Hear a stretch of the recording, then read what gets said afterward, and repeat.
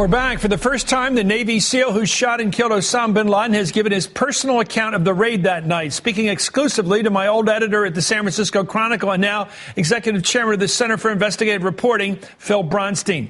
In the March edition of Esquire, the former Navy SEAL gives chilling details of that historic night, from counting back and forth to 1,000, which he did during the 90-minute helicopter ride to Abbottabad, and then thinking about a quote from President George W. Bush's 9/11 speech over and over again in his head, then storming bin Laden's compound and walking through the dark hallway to the third floor, coming face to face with the most wanted man in the world. Well, the Navy SEAL says, quote, "He looked confused and way taller than I was expecting. He's got a gun within reach. He's a threat. In that second, I shot him 2 times in the forehead. Bap, bap. The second time, as he's going down, he crumbled onto the floor in front of his bed, and I hit him again. Bap." The former SEAL, who retired last year, also talks about his uncertain future and living in constant fear that his identity could be exposed, even telling his children to never say the name Osama bin Laden. With me now, Phil Bronstein, who broke and wrote the story. Phil, sir, thank you so much for this. A couple questions as a journalist and about your tradecraft here. How did you find this Navy SEAL? How did you ID him yourself? And how did you get him to talk? Well, Chris, finding him really happened through more of a social contact. We had some mutual friends. They talked to me before I ever met him. He and I had a number of phone conversations where I still didn't know who he was. I knew what he'd done. And then gradually trust developed, and we started talking more and more. I met him face to face. Those kinds of meetings happened probably dozens of times, and then this really took place over a year and a quarter.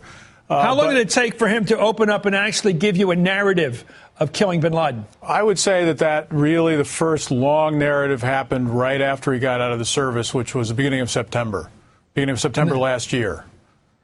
And you also got confirmation from the point man. There's only 2 men up on that third floor, and the other guy there told someone else that he was the guy. In fact, the guy you talked to was, in fact, the shooter.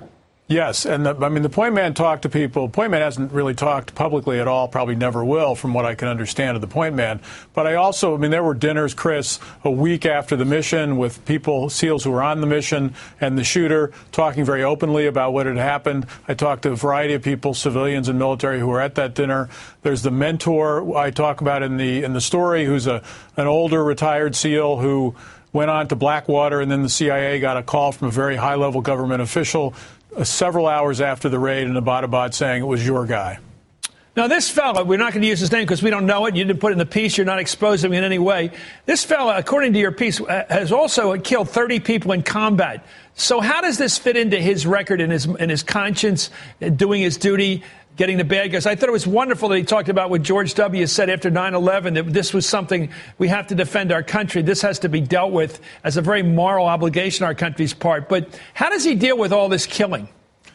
Well, I think he deals with it through struggling, as all these guys do. I mean, one of the points of this piece, and one of the points of the piece that he and I agreed would be the context of the piece, was not just the raid. It's what happens to these guys afterwards.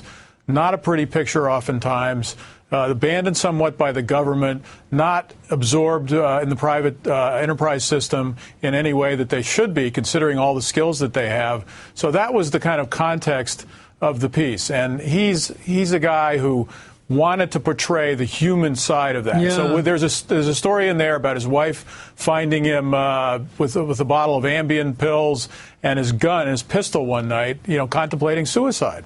Yeah. Well, the thing is about how he wanted to be a sniper. He's a good shot. Obviously, he's very effective. What is a sniper supposed to do when he leaves the service? I mean, what does that plan prepare you for in making a living, which you have to do because he didn't get a retirement? Well, Chris, keep in mind that, snipers, there are a lot of snipers in the military. So aside from being a sniper, he's a Navy SEAL, and aside from being a Navy SEAL, he's a SEAL Team 6. It's the highest level of training, the highest level of classification, the highest secrecy level there is. And so he learns all sorts of things. He's been doing it for 16 years. And so he learns resolve, he learns patience, he learns grace and decision-making under pressure. He learns all the things, in other words, that many of our CEOs would love to have.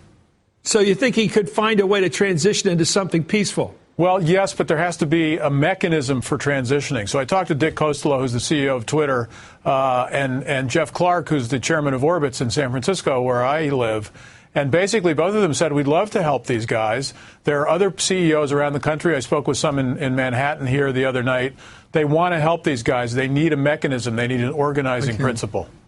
Well, the movie Zero Dark 30, which I saw, portrayed the character Maya, the female CIA agent who was key to locating bin Laden.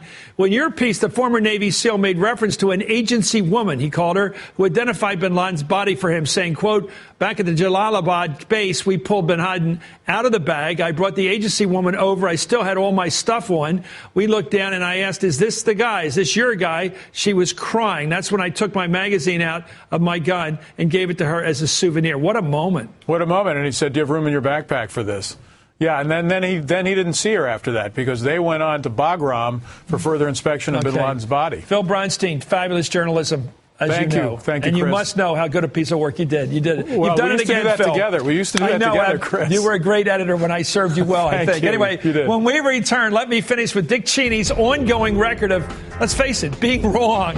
You're watching Hardball, the place for politics.